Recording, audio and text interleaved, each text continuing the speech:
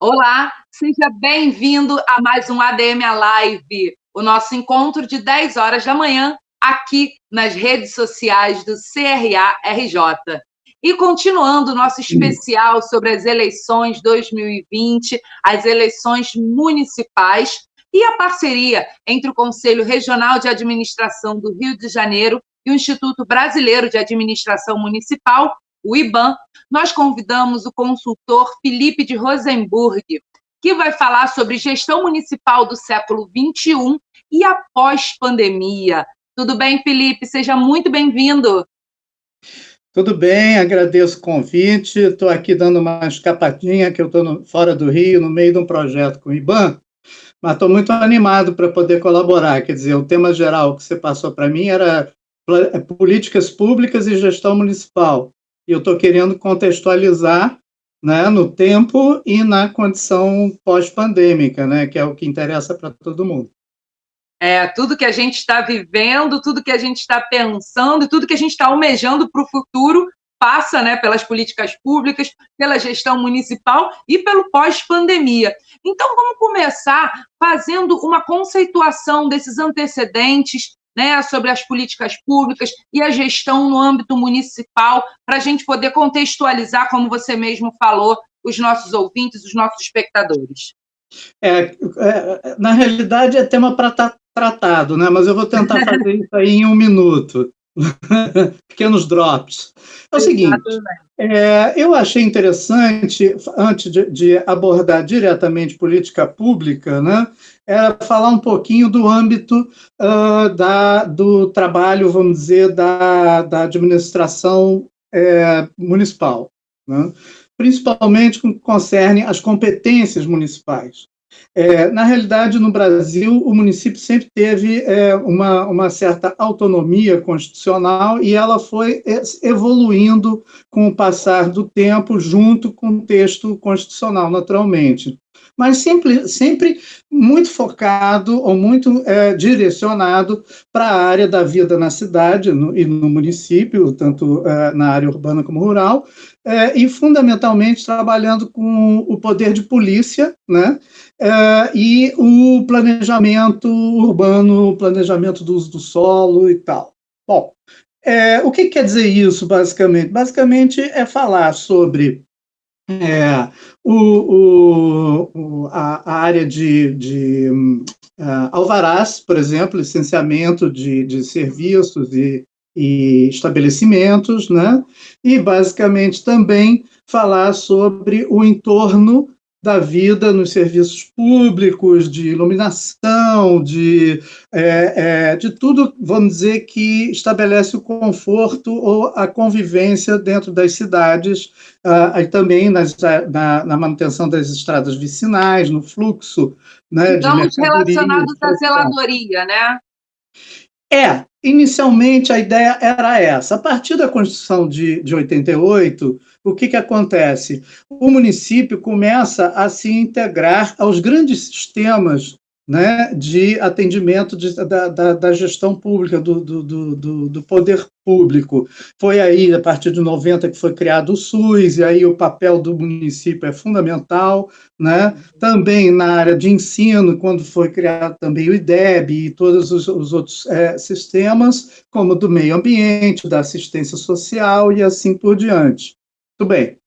Então, dentro desse escopo, o papel do município ele começou, vamos dizer, a tratar de uma questão vamos dizer assim, ele se integrou ao processo, né, de evolução da gestão pública com uma maior, vamos dizer, abrangência com relação às demandas do público, do cidadão. Nesse caso, então, a partir por aí de 95, que é quando começa a se trocar as concepções, vamos dizer, de gestão pública para as mais estratégicas, né? Quer dizer, deixando o escopo puramente burocrático, né, para a administração e a gerência, né, incorporando valores da iniciativa privada, da evolução própria da sociedade civil, que foi quando ocorreu num nível mais abrangente do país, a reforma do Estado, incorporando organizações sociais, contratos de gestão e novos critérios que já haviam sido trabalhados por Guerreiro Ramos, Sanders e tal, que era a ampliação do conceito de eficiência meramente, vamos dizer, de processos ou eficácia de alcance de metas, ou seja, todos muito direcionados para o escopo econômico, né, dos critérios de gestão, para aqueles mais abrangentes, que era de efetividade, relevância, né, responsividade, ou seja, partir para um tipo de atitude do poder público em que se gera um maior engajamento e também, por conseguinte, um maior trabalho, vamos dizer, de controle interno e externo no conceito de agências, né? Uhum. Bom, isso afetou praticamente todos os mecanismos de gestão, né? E a elaboração da agência pública, vamos dizer, da agenda pública, da agenda da ação das políticas públicas, começou a sofrer esse tipo de interferência, e aí começou-se a desenhar indicadores mais, vamos dizer, relevantes para os padrões de desempenho da gestão pública. E no local, que é o nosso tema, né, isso se dá de uma forma muito mais próxima e com um maior rigor. Independentemente das questões, vamos dizer, dos cenários políticos do qual a gente viveu de 88 para cá, o fato é que se tem, até na própria estrutura, ela se reflete um maior profissionalismo e um maior nível de exigência e canais de comunicação entre o interesse público, né, e o que passou-se a, vamos dizer, ressaltar, que era o interesse do público, né? Uhum. Então, essa eu acho que seria, vamos dizer, a grande questão que nos trouxe para essa nova era, né? E é daí que eu gostaria de começar a desenvolver essa ideia de século XXI, né? Porque, assim, a pandemia, ela nos toca, né? Ela chega na gestão do município num determinado momento em que tudo isso que eu estou falando está se desenvolvendo. Uhum. Independentemente, vamos dizer, do estilo ou do caráter político, né, dos gestores que são eleitos, né? Então existe todos os fluxos e contrafluxos, até ideológicos ou comportamentais da sociedade. Existe um aparato jurídico institucional, né, que está seguindo esse desenho. E nós temos, num país continental como o nosso, né, são mais de 5.500 municípios, vários perfis de como se encaminha esse movimento jurídico institucional, né? No nosso caso, sim, que nos interessa, eu acho, mais para a nossa conversa, para como acolher o pós-pandemia, porque o que a gente está falando de pós-pandemia, na realidade, é o voo da Fênix, né? Uhum. Quer dizer, como é que a gente sai dessa toca em que a gente se meteu, né? Verdade. Nós, como espécie humana, nós, como brasileiros, nós, como munícipes, né? E de grandes cidades, cidades de porte médio, pequenas cidades, em micro-regiões com determinadas características, vamos dizer, as variáveis são inúmeras, né? São inúmeras, não é isso? Só que, vamos dizer, o que a gente está tratando aqui, e é o que o IBAN costuma tratar, é sempre da expansão e, vamos dizer, o desenvolvimento, o nível de desenvolvimento humano que o instrumental técnico de gestão se aplica no âmbito do governo local. Quer dizer, então o IBAN sempre esteve na frente, em todas as épocas, desde a formação dele.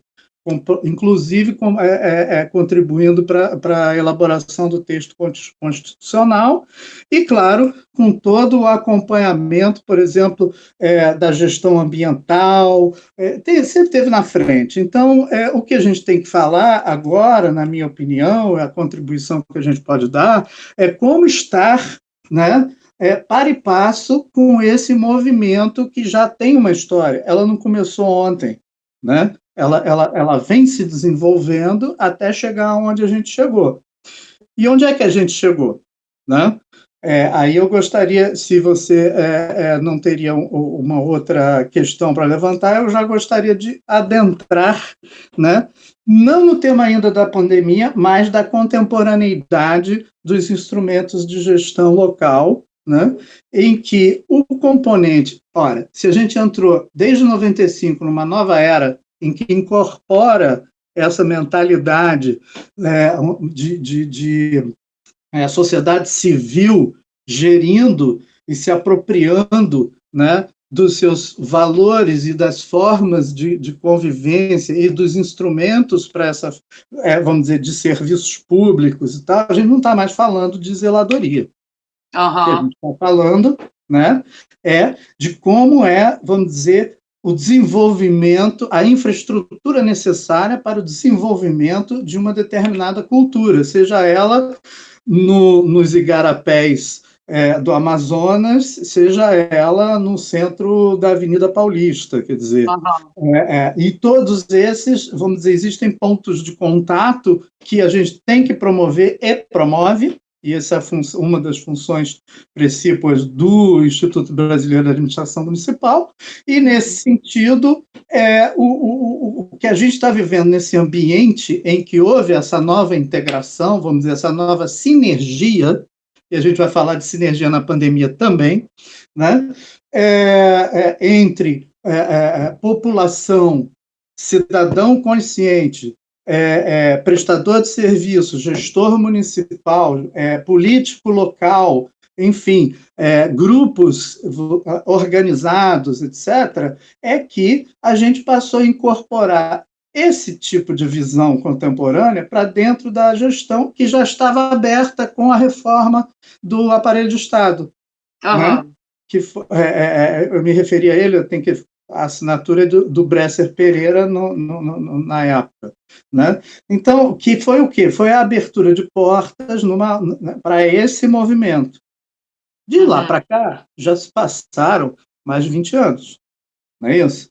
Então, o que veio acontecer com isso? Vamos dizer, uma força muito grande de ênfase na tecnologia, sobretudo na tecnologia da informação, mas também em todo, vamos dizer, da inteligência artificial, de várias outras, vamos dizer, recursos, né, que passaram a compor a nossa vida cotidiana. E, portanto, evidentemente, também a da parte, vamos dizer, da gestão dos serviços desta vida, para melhorar esta vida, para facilitar esta vida, para criar valor para essa vida, para eliminar dores, né, dessa vida, e assim por diante. Uma das questões que eu acho que seria importante abordar é o conceito de inovação.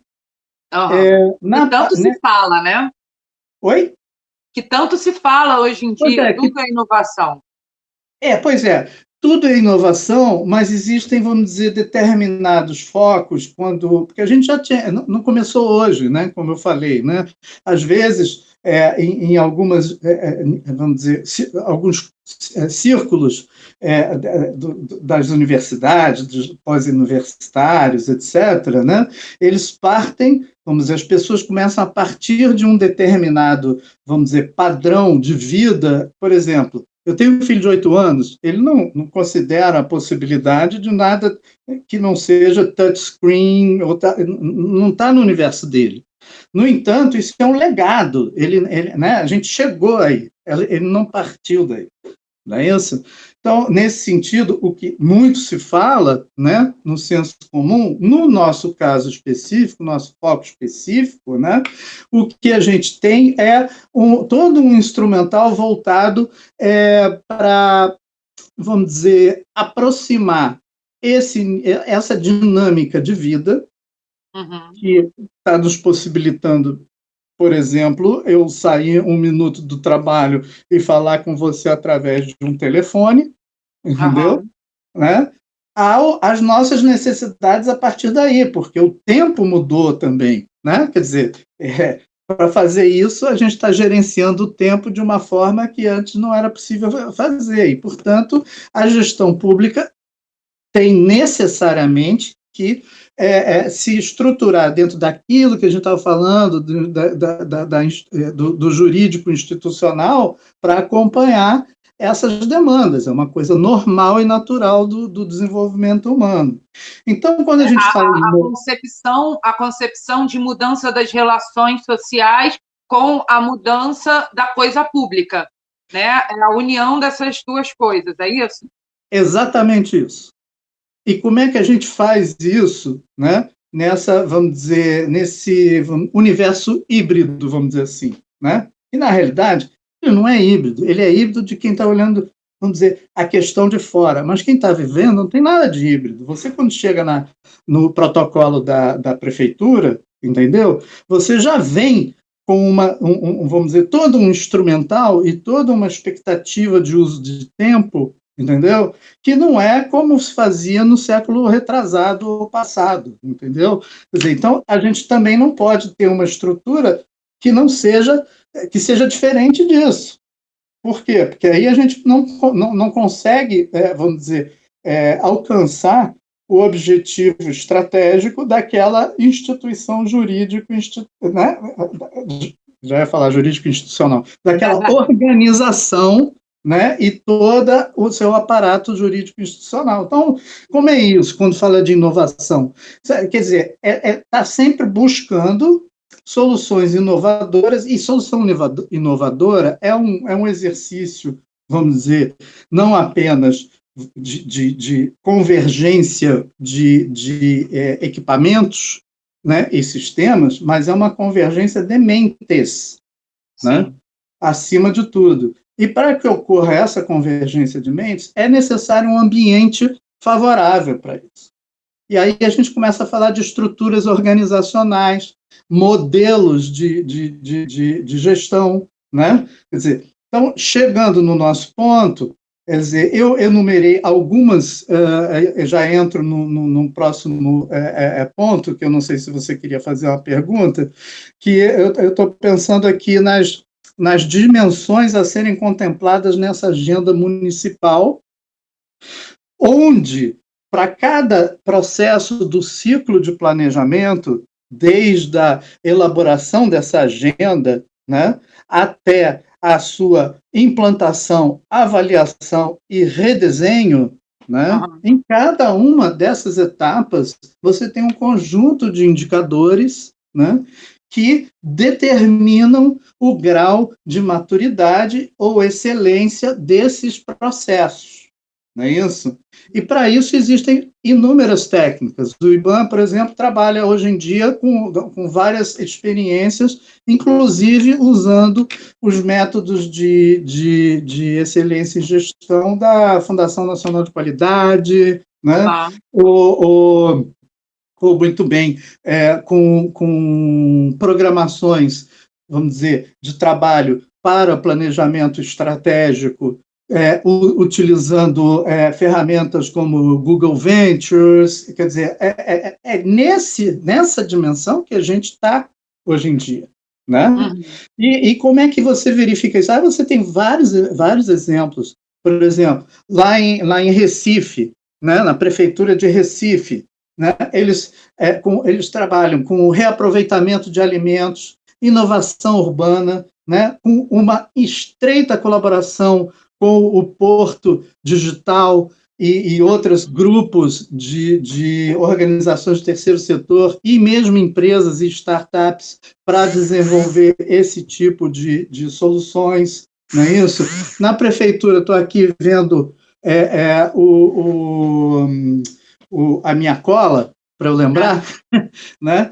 Eu estou vendo aqui a prefeitura de Joinville, por exemplo, é excelente. Quer dizer, aplicando dados, acabou de ganhar um prêmio, aplicando dados e de tecnologia de geração de inteligência para mobilidade urbana. Em São Paulo tem a residência Mobilab+, que é para o fomento ao desenvolvimento acolhe essas startups com cunho social, socioambiental, né, para desenvolver projetos e entrar em parcerias que, evidentemente, serão futuros fornecedores de serviços para a prefeitura, isso tudo dentro de um novo escopo de editais e licitações. Quer dizer, falando em licitação, me lembrei agora também que lá em Fortaleza, eles aprimoraram e já estão em implantação de inteligência artificial para o desenvolvimento dos processos licitatórios, não é isso? E como é feito tudo isso? Não, tem Fortaleza, então, tem canal de servidor, tem o Prêmio Projeto Inovador, tem o projeto em cooperação com Copenhagen, chamado Numa Bike, para a mobilidade cicloviária. Quer dizer, o Brasil está andando, entendeu? Quer dizer, os municípios estão se movimentando, por quê? Porque são feitos de munícipes. E os munícipes não são mais os mesmos, entendeu? Do século passado. Bom, é feito de munícipes e todos esses munícipes brasileiros estão sofrendo com a pandemia, né? E precisamos entrar nessa questão, porque a gente tem muitos desafios urgentes, né, Felipe? Eu queria que você enumerasse, fizesse um checklist de quais são esses desafios, principalmente nesse próximo ciclo, né, municipal, que a gente vai ter a partir de 21.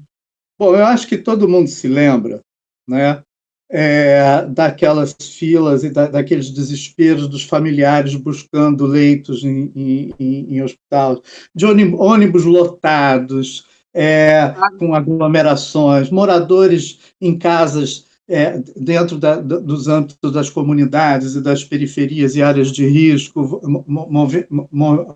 morando em situações insalubres, né? Enquanto isso, a instituição está correndo atrás, já estava correndo atrás, mas atrasada e talvez com outro parâmetro, né? Por exemplo, o novo marco legal de saneamento, né? Vamos dizer, como tratar, né, nesse novo ciclo, né?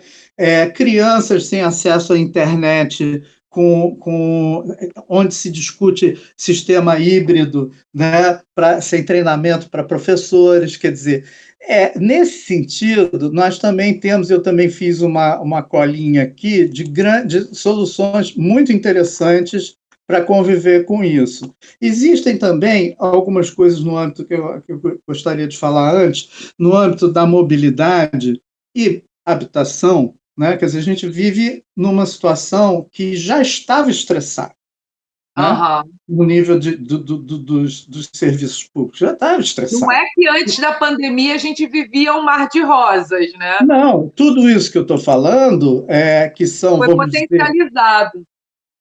Pois tudo isso que eu estou falando, além de ser potencializado, na realidade, como é que eu posso dizer? Já existia um grande déficit de prestação de serviços públicos e de atendimento, um imenso déficit, né?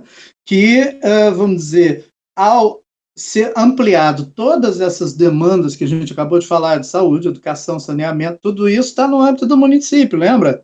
Lá atrás, nas competências, quando a gente começou, nas competências, tudo está no âmbito do município, né?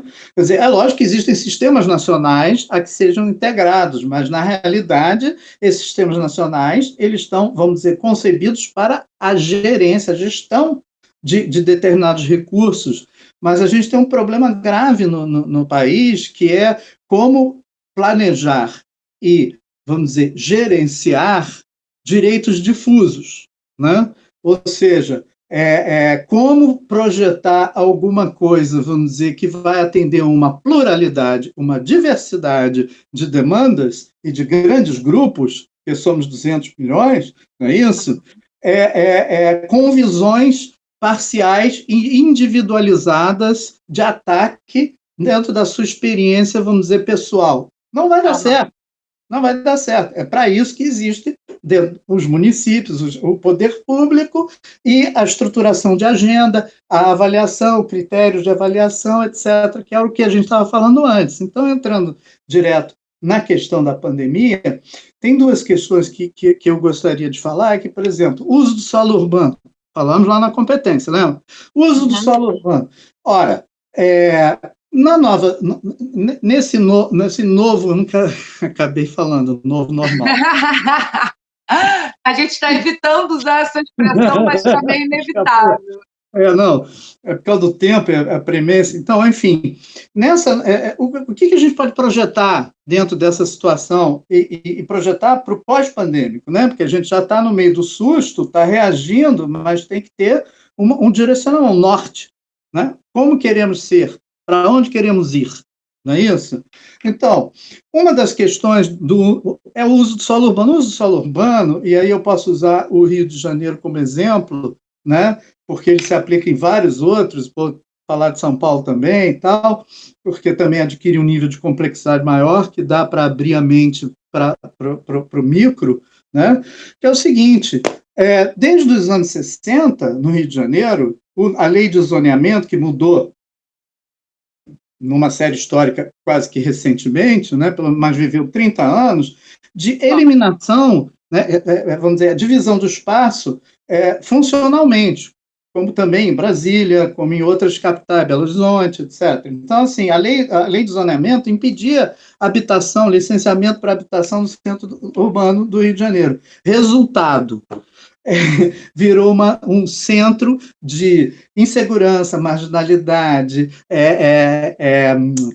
mau uso da infraestrutura, porque né? Quer dizer, você não usa na sua plenitude, etc. Não é isso? Quer dizer, ao mesmo tempo que, vamos dizer, um modelo modernista de ocupação e desenvolvimento da cidade, né? Totalmente, vamos dizer, não vou dizer predatório, mas de consumo da terra, né, do espaço, e empurrando problemas para fora do eixo centro-periferia. Ora, o que a gente teria que fazer agora? Teria que fazer uma reciclagem desse modelo, só que isso depende de um papel fundamental de campanhas de conscientização, mas mais do que campanha de conscientização, é de mobilização para determinadas ações. Então, assim, o aluguel social poderia ser um tipo de instrumento importante que o município poderia estar trabalhando. Para quê? Para justamente suprir o problema da qualidade da moradia dentro de um cenário pós-pandêmico, né? Uma outra coisa, quer dizer, carro, quer dizer, pensar em combustível fóssil e carro em grande centro não pertence mais ao nosso universo daqui para frente, não é isso? Então, vamos dizer, o próprio uso do espaço urbano, né, ele vai começar a ter uma série de espaços livres, né? A projeção é que daqui a, sei lá, 50 anos a gente não tenha 20% dos carros. Uhum. Quer dizer, então, assim, vai sobrar espaço para, né? Quer dizer, então existem, e o que a gente precisa dentro do universo pós-pandêmico, né? Nós precisamos de quê? Áreas livres, ventiladas, não como era pensado nos higienistas, dos planejadores urbanos antigos, entendeu? Mas assim, uma coisa das cidades chamadas inteligentes. É isso? Na área de educação, saneamento, por exemplo. Saneamento, esse é o momento aqui, falando... eu falei do Rio, esqueci de falar de São Paulo. São Paulo, por exemplo, o centro de São Paulo, é uma grande discussão também sobre degradação. E por quê? Porque a legislação impede a sua renovação, a atividade econômica de renovação, entendeu? Por quê? Porque é o tipo de exigência. Aí você fica parando pensando, não, mas está certo. Sim, está certo, mas vem cá. O centro de negócios, o centro financeiro de São Paulo está decadente, enquanto espaço urbano, não é isso? E a gente está precisando rever, reciclar, em função das questões de saúde, etc. e tal, não é isso? E também a mobilidade, não é isso? Também a mobilidade. Muito bem. Agora, até agora, sem pandemia, Qual é o centro urbano, econômico, financeiro, né, no mundo, vamos dizer, dos mais bem aquinhoados, que está em decadência? Você consegue lembrar isso? Na City de Londres? No centro de Paris? Não, né? Pois é, por que será? Né? Mas aqui a nossa legislação é perfeita, é maravilhosa, entendeu? E é mesmo. Né? Só que para você botar só uma escada de incêndio, já vai 20% do empreendimento.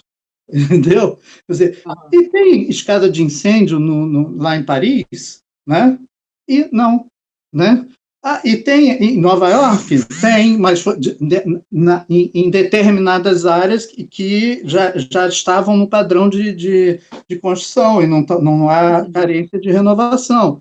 Então, esse tipo de valor tem que ser repensado.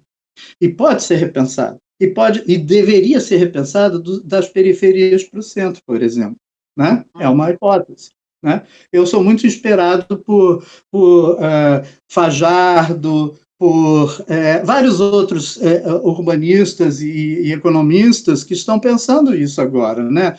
No âmbito da segurança, do Zabó. Então, são pessoas que estão trazendo informações e reflexões e soluções, entendeu? Nesse momento, que aí sim, voltamos à gestão municipal, o momento de você começar a criar grupos de trabalho, comitês de gerenciamento, entendeu? Para justamente você começar e abrir a porta, voltando àquela questão da sociedade civil, abrir a porta para iniciativas da sociedade civil e da iniciativa privada que possam colaborar no nível de exigência que a gente tem do fluxo de ideias, dos meios tecnológicos adequados ao que a gente está vivendo. Né? Quer dizer, olhando para o outro lado também, com relação a experiências que você estava comentando, pois também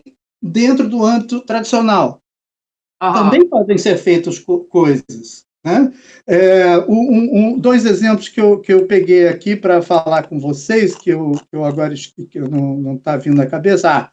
Então, simplificação da concessão de alvarás, isso dá um impacto. Investimento em infraestrutura, por exemplo, mercado municipal de Niterói, que a gente tem um outro ambiente que o município tem pouca, vamos dizer, comparativamente aos outros entes, menor capacidade de impacto, que no trabalho. Né? Nós temos um problema gravíssimo, né? Quer dizer, já tinha um problema grave, além do gravíssimo, antes da pandemia. Agora, com a queda do PIB e tudo mais, e toda a questão de crédito e de produção de micro e pequenos empresários, enfim, foi tudo para o ralo, não é isso? E a gente está vivendo o quê? Vamos dizer, a festa de véspera da hecatombe, né? Que é os benefícios, né, para os informais e tudo mais. Quer dizer, então, assim, no caso de Niterói, é um bom exemplo que está numa escala local, onde você pode gerar empregos e trabalho, né? Quer dizer, eles estão propondo a dinamização do setor, criando um novo mercado municipal de Niterói, um ótimo exemplo. A articulação intermunicipal, ou seja, criar consórcios em que as forças juntas... É um momento de colaboração, é um momento collab, né? Seja na absorção de ideias, vamos dizer, técnicas, de soluções tecnológicas, de articulação entre poderes, não é isso? Esse é o caminho que eu entendo que, inclusive, o IBAN está abraçando para poder viabilizar com maior efetividade, lembra? Efetividade e relevância, né? A gestão municipal. No caso, eu tenho um outro exemplo aqui que eu achei muito legal, que no setor... Na recuperação em Curitiba, espera aí que agora eu perdi. Foi feito, isso é muito legal, a diminuição no âmbito da burocracia em Curitiba, num plano de recuperação de Curitiba que foi proposto agora, ele tá projetando, quer dizer, que ela vai ser ampliada, a atividade vai ser ampliada em 545 novas atividades, né? Com uma amplitude de 125% dentro no âmbito da produção. Quer dizer, isso aí é fantástico, quer dizer, mas para isso tem que ter um esforço conjunto, porque a arrecadação do município caiu, as despesas aumentaram, não é isso? Quer dizer, então é como se fosse esse é o momento ideal, como por exemplo, para o saneamento, a renegociação de contratos, etc., né? O momento ideal para você rever os seus padrões de gerenciamento. Então, eu acho que assim, a gente tem que olhar pelo copo vazio, pela metade vazia, pela metade cheia do copo, e não pela vazia, né? Quer dizer, então, eu acho que esses seriam alguns elementos. E como experiência, só para terminar aqui, no âmbito da educação, esses são os tradicionais, né? Mas no âmbito da educação tem um exemplo, veja você, no Amazonas, né? Municípios do Amazonas começaram a criar centros de mídias para os professores, né? Quer dizer, então eles transmitem por streaming, né? Para pequenas salas, irradiam para pequenas salas de aula, né? Nos distritos, é isso. A aula que eles estão dando dentro de uma determinada sala de aula, para ser acompanhado, não é isso? E que congregam em torno de, sei lá, 20 alunos. Ora, essa iniciativa foi uma iniciativa autônoma de um município. Entendeu? Quer dizer, e entrou internacionalmente para uma das 14 melhores práticas na área de educação pelo Institution Brookings, né, da Inglaterra. Um outro que vai na mesma linha, né, em Fortaleza, quer dizer, numa cidade pequena, a 132 quilômetros de Fortaleza, criou um sistema de ouvidoria dos alunos e dos pais dos alunos para ir fazendo online já adaptações. Quer dizer, eles faziam uma enquete, né, do que precisa aperfeiçoar, o que podia mudar e tal, dando um real time, um flare de real time nas ações. Quer dizer, isso o que requer, né? No Piauí, na zona rural do Piauí também, criada plataformas para você das aulas para serem reproduzidas para eles, né? Uma luta constante contra a evasão, então assim o monitoramento dos alunos, quer dizer, como tinha a parte e aí é o que eu tinha comentado antes do uso o canal Omni, né?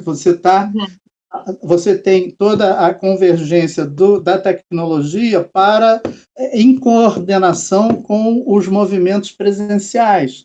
Então, você tem uma série de atividades que foram, vamos dizer, desenvolvidas nessa linha, né, justamente para você, por exemplo, aqui no caso, como monitorar os alunos e acessar os pais, identificando vamos dizer, potenciais evasões de aula, né? Quer dizer, para a gente fechar o nosso papo, porque a gente já passou bastante do nosso tempo, né? Já passamos bastante. Eu queria que você falasse só um pouquinho sobre a gestão pós-Covid. O que deve mudar nessa gestão municipal pós-Covid, só para a gente arredondar e fechar o papo? Bem, eu estava tentando dar uma ideia exatamente da pós-Covid, né? Quer dizer, essas iniciativas elas foram criadas durante a Covid para o pós-Covid, mas essencialmente, eu acho que assim a gente finalmente fazer a virada do acompanhamento jurídico institucional, né, do poder público, em colaboração direta com as forças da sociedade como um todo. Quer dizer, está mais do que na hora né? Todas essas iniciativas que eu coloquei para você, seja na habitação, por exemplo, o que vai ser, como será o gerenciamento do espaço urbano quando as empresas deixarem de ter as grandes lajes corporativas, entendeu? Porque já se adaptaram a mais de 50% com o trabalho remoto, entendeu? O que a gente vai usar desse espaço?